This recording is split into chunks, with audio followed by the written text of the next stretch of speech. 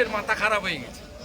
যে ভাষায় বক্তব্য রেখেছে প্রত্যেকে বলেছে, আর আমরা ওকে বুঝিয়ে দিয়েছি যে বাংলাদেশের মুসলমান আর রোহিঙ্গাদের বাঁচানোর জন্য এই বাংলা বাঙালির খেলা কেউ বিশ্বাস করছে না। প্রধানমন্ত্রীকে আজকে তীব্র আক্রমণ করে বলছেন যে আজকে রাশিয়ার পায়ে পড়ছে, কখনো চীনের পায়ে পড়ছে। দেশ বিরোধী, দেশদ্রোহী, দেশের প্রশ্নে এইরকম একটি অঙ্গরাজ্যের বিধানসভায় দাঁড়িয়ে দেশকে ছোট যারা করে তারা আর যাই হোক তারা ভারতপ্রেমী হতে পারে না। Completely anti national. External affairs বিষয়ে কোনো রাজ্যের মুখ্যমন্ত্রীর বলার অধিকার নেই, ভারত সরকার ছাড়া। পররাষ্ট্র বিষয়ে অন্য কোনো প্রদেশের মুখ্যমন্ত্রী, কোনো রাজনৈতিক নেতার বলার অধিকার নেই।